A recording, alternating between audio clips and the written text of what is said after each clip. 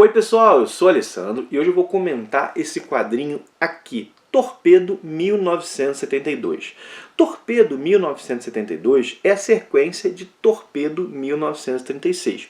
Torpedo 1936 é simplesmente assim, um dos quadrinhos autorais do contexto espanhol que mais fez sucesso pelo mundo afora. Era muito comum, por exemplo, eu ver em alguns fóruns pessoas dizendo que queriam ver Torpedo sendo publicado aqui no Brasil, né? E uma coisa que eu acho muito interessante é que tanto Torpedo 1936 quanto Torpedo 1972, que é a sequência, chegaram no Brasil nesse ano de 2020 por duas editoras diferentes. Torpedo 1976, lançado aqui no Brasil pela editora Figura, numa campanha muito bem sucedida no Catarse, né? E já Torpedo 1972 vem pela J. Braga Comunicações, é o quadrinho de estreia dessa editora. Muito bacana assim, de ver assim, mais pessoas se aventurando nesse nosso mercado editorial e buscando assim quadrinhos que são reconhecidos internacionalmente, né? Bom, uma coisa que eu tenho que falar é que eu comecei a leitura pela sequência, ainda não li o da Figura. E é tranquilo de ler, assim, não é nada hermético, quem começar por esse aqui não vai ter problema algum. A história ela funciona por si mesma, inclusive há textos explicativos que situam bem o leitor. Há tanto a história em quadrinhos quanto um conto ao fim, né? E o seguinte, né, sem exagerar, eu acho que eu nunca li um quadrinho como esse aqui. Tô falando sério, pelo menos eu não me recordo de ler um quadrinho que me trouxe a sensação que esse aqui me traz, né? É até difícil explicar a minha reação. Torpedo 1972, vamos lá, vou tentar fazer isso, mas vamos dar um passo atrás para avançar. Torpedo 1972 é escrito pelo Henrique Sanches Abuli, não sei como é que se pronuncia, e é desenhado pelo Eduardo Risso. O Henrique Sanches Abuli é o criador do personagem, ele escreveu tanto Torpedo 1976 quanto essa sequência. O Eduardo Risso, a galera já conhece, né? Um grande desenhista argentino que desenha para Vertigo, por exemplo, desenhou Sem Balas aí para o Brian Azzarello. Eu gosto bastante do trato do Eduardo Risso e combina com o tipo de história contada aqui. O protagonista, ele é um assassino, né? Um assassino em decadência, vamos colocar dessa maneira. É alguém que na década de 30 fez muito, né? Matou muitas pessoas, ganhou muito dinheiro matando, era extremamente temido, só que agora ele envelheceu. Passaram-se várias décadas, né? Em 1972 a gente pode colocar dessa maneira, né? E passaram-se várias décadas. E agora ele é pobre, ele está idoso e ele sofre com o mal de Parkinson, que faz uma das suas mãos tremerem muito, né? Reparem assim, né? Não é a condição ideal para alguém que vive de causar morte. Não é a condição ideal para alguém que vive de causar medo, né? E a história, ela começa com, logo de início, né, ele é procurado por um jornalista. E o jornalista chega até ele, está investigando alguns casos de mortes, quer ganhar um Pulitzer, o jornalista, e ele vive assim tenta ganhar dinheiro de tudo que é maneira que ele pode, né? Então, por exemplo, para cada informação que ele pode dar, ele tem um preço, e é um preço alto, assim, né?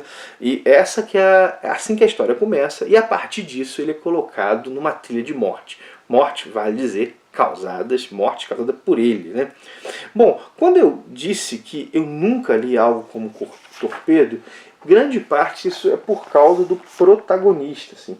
Gente, ele é um personagem que ele não causa nenhuma empatia no leitor, ao menos em mim, nenhuma empatia. É um cara babaca, mas babaca no sentido mais forte possível. Ele é amoral, assim.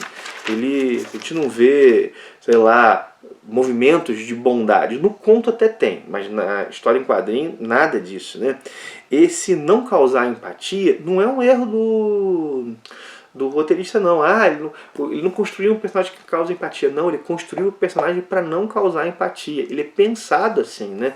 Pensem, né? Seria fácil, assim, criar certa empatia por um ex-assassino idoso. Seria fácil, assim. O cara, ele envelheceu e ele hoje é colocado numa trilha de morte, mas de certa maneira ele revê o passado dele, se arrepende de umas coisas, não se arrepende de outras. Seria fácil construir assim, mas não é o caminho, né? Não é o caminho, assim. Ele continua com os valores que ele teve antes, assim, né? Ele continua sendo babaca, né? A ideia por trás de Torpedo 72 é que os maus também envelhecem. Torpedo 1972, perdão. Os maus também envelhecem e esse envelhecer não necessariamente significa um rever a própria vida e a própria trajetória. Isso está bem aqui, né?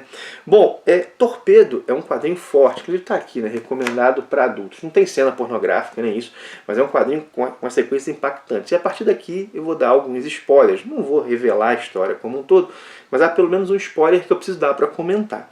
Que é o seguinte, né? É ponto central dessa história aqui um estupro. E um estupro feito pelo próprio Torpedo, né? O Torpedo estupra uma garota, assim, né? E ele estupra para mostrar poder para ela. É meramente por isso, assim. Não que um estupro possa ter alguma boa justificativa, não há. Mas assim, eu só quero ressaltar, que o que está em jogo ali é uma demonstração de poder dele para com ela. E acredito eu que com frequência, né, nos diversos estupros, é isso que está em jogo. É isso que está em jogo. E aqui isso é bem explicitado. A cena do estupro em si não é mostrada. É mostrado o que antecede e o pós, assim. Mas é algo muito forte. E é a hora que a gente odeia o cara. A gente odeio o cara, assim, porque pensem comigo, né? É possível simpatizar com vários criminosos fictícios, isso acontece direto. Pensem nos ladrões cavalheiros, né, que pegam o roubar quase como um esporte, o Diabolic, por exemplo, né, que tem que estar um pouco ligado a essa tradição, né, lá no quadrinho italiano. Ou então, por exemplo, um assassino que está em busca de vingança pela própria família. Quantos quadrinhos não são assim? Em certa medida até o próprio Justiceiro lá quando surge, né, o Justiceiro da Marvel, né? Ou sei lá, cara, é possível, né, se simpatizar. Mas assim, um ladrão que rouba pelos outros, né, para dar para os pobres, o Robin Hood, por exemplo, mas cara, com estupro não dá. O estupro, assim, ele mata qualquer conexão que você possa ter com aquele negócio, assim, né? Vamos colocar assim, eu não estou dizendo que os outros crimes são, você passa a mão na cabeça, não é isso, mas o estupro, ele tem já na sua gênese, né, um quê de injustificável. A gente não consegue pensar num estupro justo, não existe isso. Não existe isso. Por exemplo, sei lá, você pensa uma pessoa que mata em legítima defesa, por exemplo, né? Ou uma pessoa que rouba para não morrer de fome. Com estupro você não consegue fazer esse tipo de movimento, né? E aqui o protagonista é um estuprador. Ele é um assassino que, bom, não sei se foi a primeira vez que ele fez isso, não conheço as outras histórias, mas aqui ele se mostra como um estuprador. E a cena, como eu disse, ela mostra que ela antecede e é terrível. Assim, que você olha assim, você vê, ao meu ver, né? Assim, e é interessante porque o Henrique Sanches Abuli, ele usa de humor, não propriamente nessa sequência, não dá para rir dessa sequência, mas para trabalhar em alguns contextos, inclusive o pós, né, a situação da mulher, por exemplo, né, você vê que ela tem ódio dele, né, mas ela não é colocada ali como fragilizada, ela fala pro namorado e você vê que nessa própria relação ela é objetificada. Porque o namorado lamenta não ter sido ele o primeiro homem dela. A primeira coisa que ele diz é isso. Isso, assim, embora isso diz muito, né, e é uma situação, é forte isso, assim, né, é forte essa relação de objetificação, de olhar para a namorada dele, né, não como uma pessoa, né, mas como alguém, uma espécie de troféu, algo assim, que ele perdeu com um estuprador. Olha só, isso é forte, né? Eu, pelo menos, achei assim, né?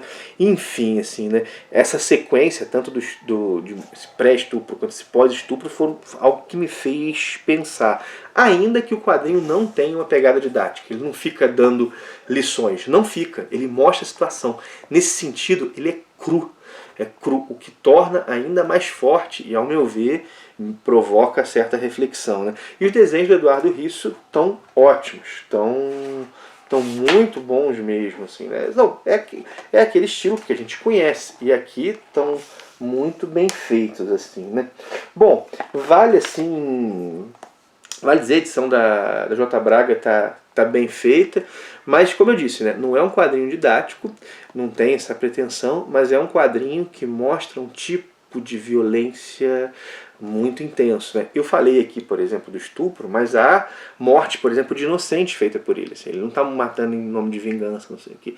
É um negócio que realmente eu nunca li nada assim. Eu nunca li nada assim. Como eu disse, é difícil mensurar um pouco a minha reação, mas quando eu li o caramba, né, eu tomei até certo susto, assim. É isso, é esse que é meu olhar, né? Bom, tá aí meu olhar sobre Torpedo 1972, quadrinho do Henrique Santos Abuli e do Eduardo Risso. Perdão aí se eu não pronuncio o nome do escritor de maneira correta.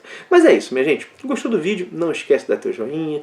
Não esquece também de compartilhá-lo, mostrá-lo para outros, né? Quem sabe mais gente não descobre aí esse trabalho que a J. Braga está iniciando, que a J. Braga possa trazer mais quadrinhos, né? Desse bacana começar com esse contexto europeu. Parabéns aí pelo trabalho.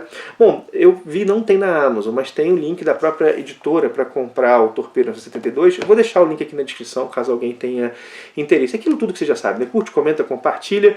O link da Amazon eu vou deixar para outras coisas, né? Caso você vá fazer uma compra na Amazon, se entrar por esse link, você sabe que isso ajuda demais o canal, né? O que me permite fazer cada vez mais e melhores vídeos. Seção de cartas do canal, caso queira escrever para cá e ter a resposta, às vezes, feita num vídeo, é cartasparoministério@gmail.com. Tá na descrição também. Paro por aqui, um abração e até o próximo vídeo.